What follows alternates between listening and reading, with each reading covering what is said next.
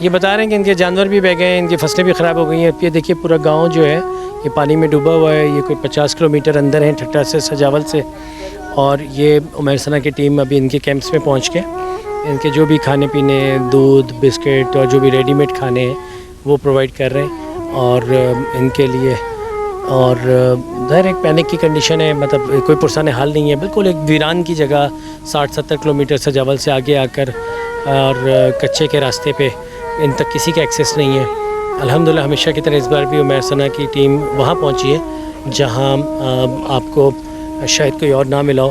اور ہماری گاڑی، ہماری ٹیم، ہمارے لوگ پہنچے اور الحمدللہ کیا کوشش کر رہے ہیں. اب ان کو ان کی ریہیب کے لیے ان کو ٹینٹس دینا، ان کو چیزیں کرنا، راشن دینا، انشاءاللہ سارے کام کریں گے.